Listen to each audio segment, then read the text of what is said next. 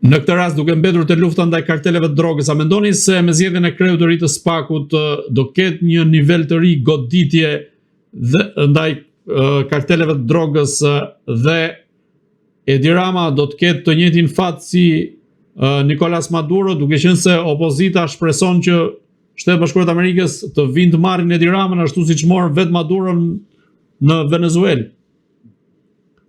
Opozita do të bëjë punën e vet. Nëse dikush do të implikojë Ramën deri në atë pikë me fakte dhe prova, me siguri do të ketë atë fund. E duhet ta meritojë atë fund.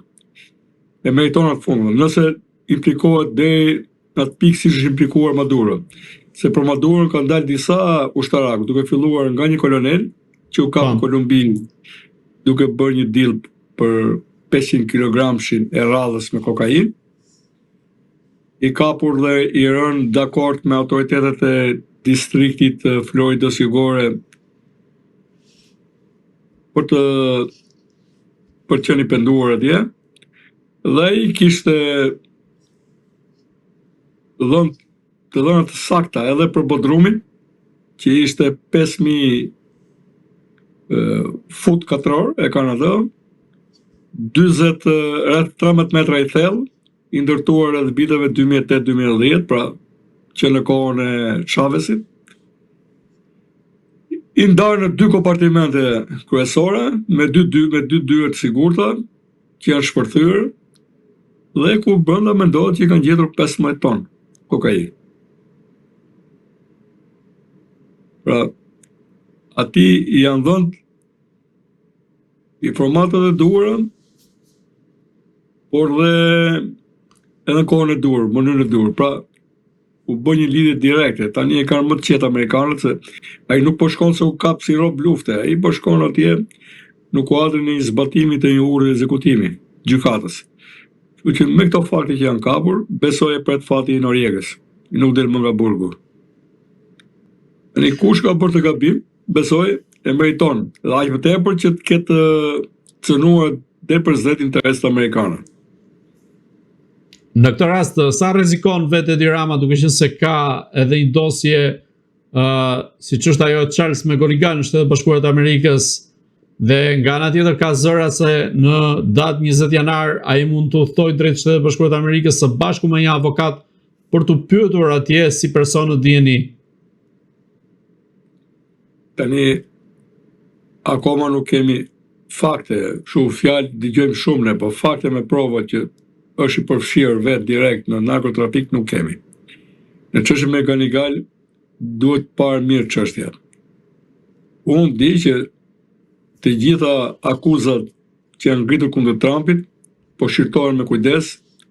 Është ngarkuar një prokurore për distriktin e Virginias. Pra, siç kemi Pam Bondi kryeprokurore, është një prokurore tjetër për këtë gjë.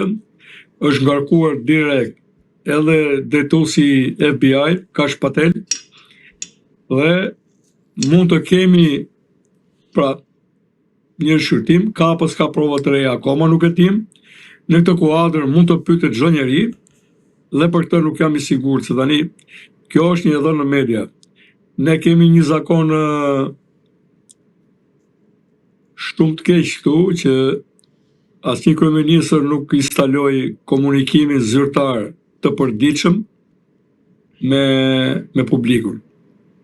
Dhe këta komunikojnë kur i do qefi këtyre, arën që kanë për detyrë atje, se nuk janë të çiftliku i tyre atje, komunikojnë vetë, pa shef të zyrë shtypit, nuk po thot njerit na dalin, se nuk duam të i shohim për ditë, po jo mos komunikojnë. Edhe kur i pyesin gazetarët tanë këta s'përgjigjen, edhe në fakt, momentin që diçka është e vërtet, nuk përgjigjen, duhet të ketë dhe pasoja. Si mendoni, nëse është e vërtet, nëse është e vërtet që do shkoj atje në datën 20 janar, pra gjithmonë po flasim, a është e vërtet, unë nuk nxitohem ta bëj diçka që mund të ndodhë, ta bëj fakt të kryer. Nuk e bëj dot atë gabim, asnjëherë. Nuk e shes një mundësi në të ardhmen si të vërtet. Nëse është e vërtet, duhet parë pasaj. Përveç kësaj pyetje si mund të rrjedhin ngjarjet, a do vetë implikohet apo jo. Nëse do të shkoj zotëria atje, mirë është, domethënë kjo është këshill që unë jap për çdo person. Kur keni të bëni me procedura penale, o shkoni me avokat ose mos flisni fare, se vetë implikoni. Kështu që nuk e di, domethënë deri ku ka vajt ajo çështje, domethënë që t'jemi të sinqertë, por ajo të gjitha akuzat, jo vetëm pjesa me Ganigal, janë 90 ca akuzat, të gjitha do rishihen, mbi ç'bazë janë ngritur. Sot kemi lajme të tjera, domethënë, ku kanë gjetur se si disa NGO kanë financuar nga brenda Amerikës dhe jashtë Amerikës kanë financuar trazirat në Amerikë si Antifa e tjerë. Pra, kemi të disa zhvillime. Le të presim e të shohim. Duke mbetur te raportet mes Edi Ramës dhe Shtetet Bashkuara të Amerikës, a mendoni se Washingtoni i ka ngrirë ose i ka prerë raportet me vet Edi Ramën, duke qenë se mund t'ju rendis këtu disa nga pikat ku ai po themi nuk ka qenë i ftuar ose ka qenë i distancuar nga vet Shtetet Bashkuara të Amerikës. Për shembull, nuk u ftua në ditën e vizitorëve të shquar të stërvitjes Defender Europe 2025, nuk u ftua në ceremoninë e 250 vjetorit të pavarësisë së SBA-s, nuk u ftua në ceremoninë në bordin e anijës FD të Shtetet Bashkuara të Amerikës. Dy zyrtarë nga Departamenti i Shtetit të Shtetet Bashkuara të Amerikës kanë vizituar Shqipërinë, por asnjëri prej tyre nuk është takuar me kryeministrin Edi Rama dhe madje zëvendës ndihmës sekretari amerikan i Shtetit Mark Fleming shkoi në SPAC dhe takoi vetëm ministrin e drejtësisë dhe ministrin e brendshme dhe jo vet Edi Ramën. Pra, ç'po përgatit Shtetet Bashkuara të Amerikës në këtë rast kundrejt Edi Ramës duke distancuar në këtë mënyrë?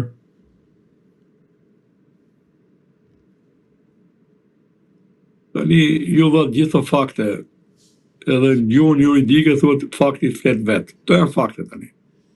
Ajo që pyetëm më parë është një mundësi që mund të ndodhë. Ky është fakt. Që ka një ftoje, kjo është e dukshme. Por pra nuk ka më një dorë në Amerikë që i jep një dorë atij apo dikujt tjetër që të mbaj pushtetin. Pra, ka një opozitë e cila të krijohet një pozitë reale, e cila ta kuptojë që marrëdhënia shqiptaro-amerikane ju nuk përmendet edhe përshëndetjen, nuk është të uruar për fitoren, është uruar populli shqiptar, vetëm populli shqiptar për fitoren e zgjedhjeve, vetëm populli shqiptar. Edhe për 28 nëntorin që është uruar vetëm populli shqiptar dhe është përmendur lufta ndaj karteleve të drogës, po. Pra populli shqiptar duhet ta kuptojë mirë tani që ka ardhur koha ta mbylli këtë histori të stërgjatur tranzicioni me këta kloun politik që ka pasur deri tani, njëri me zisë e tjetri, se kështu po na dalin, edhe të hyjë rrugës standardave të ndërtimit të shtetit.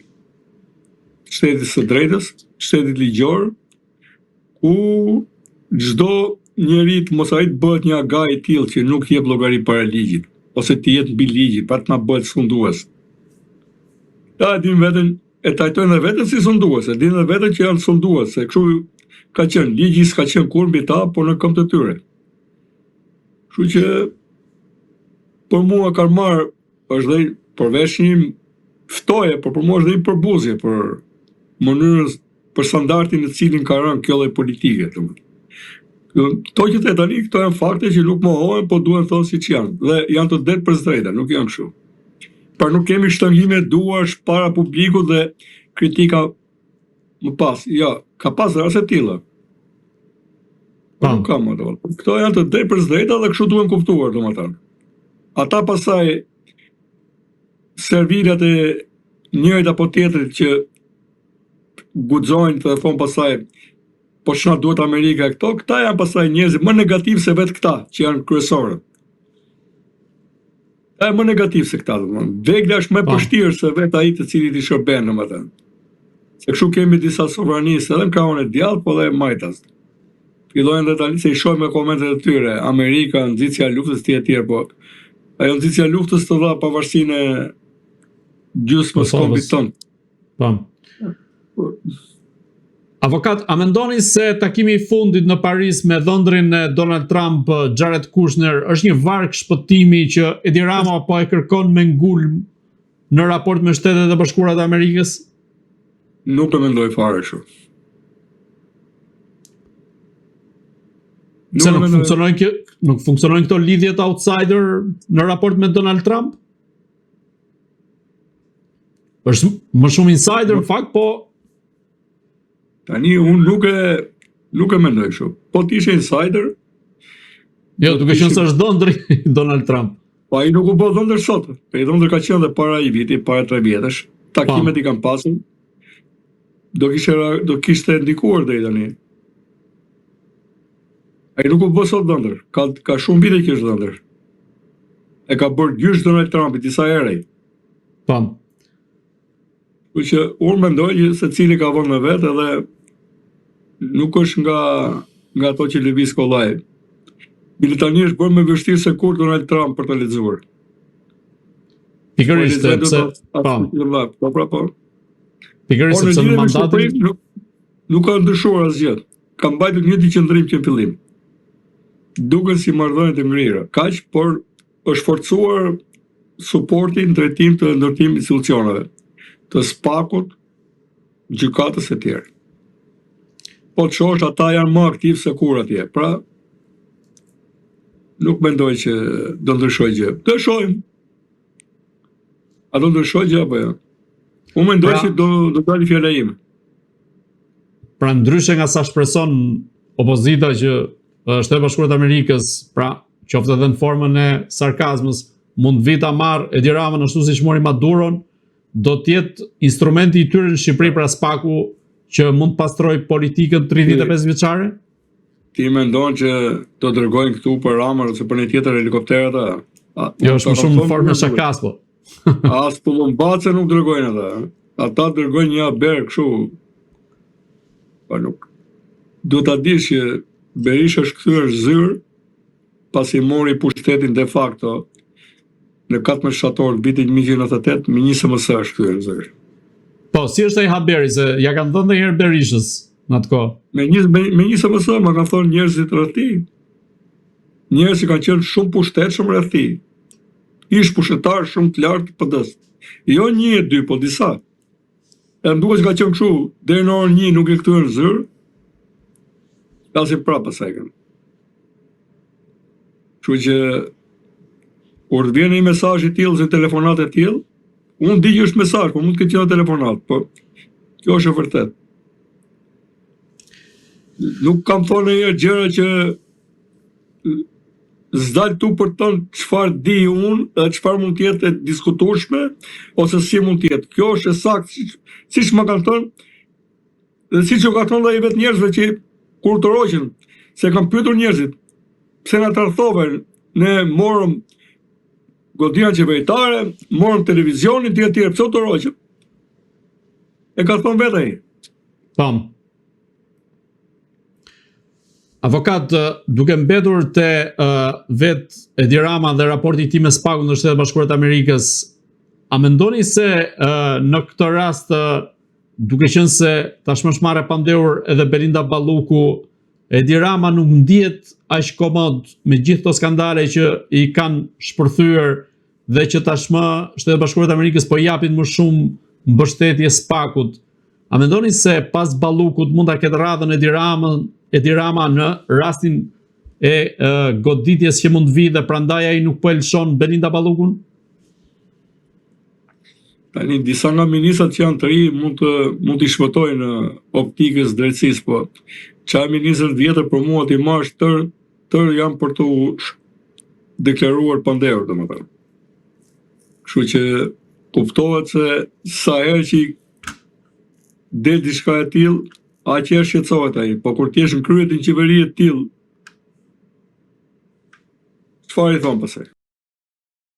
Unë e kam thënë dhe them, do të jetë fitore e madhe të gjejmë një tender që nuk është manipuluar dhe nuk është vjedhur. Si mendoni çfarë do të ndodh? Si mendoni çfarë do të ndodh? Po ti isha në krye të drejtësisë, do kisha vepruar ndryshe, po kemi këto që kemi. Po. Unë Si mendoni? edhe organizimet politike edhe qeveri do t'i fusja të krimi organizuar. Mënyrën se si janë organizuar dhe po veprojnë.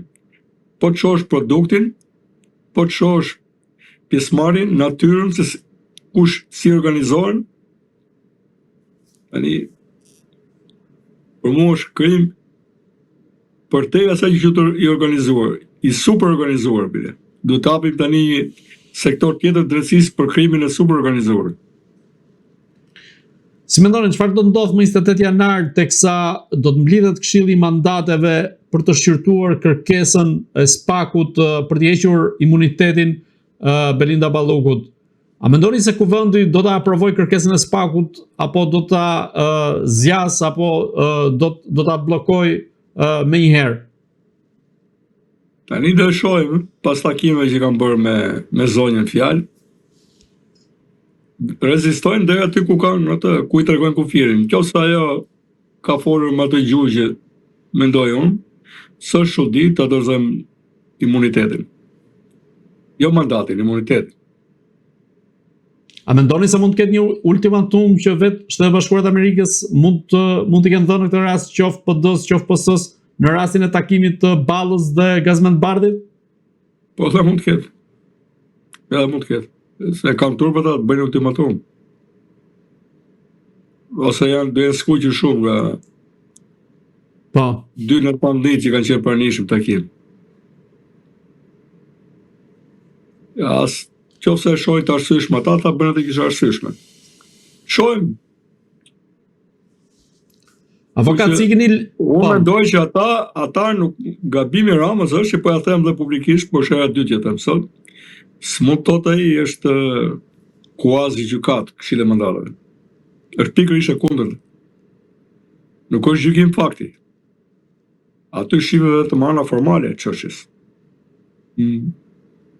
Jepet drejt Pandeos të mbrohet atje, edhe në seancë plenare, shkohet seancë plenare. Pastaj aty tregon me vota do mbash këtë qendrim apo atë qendrim.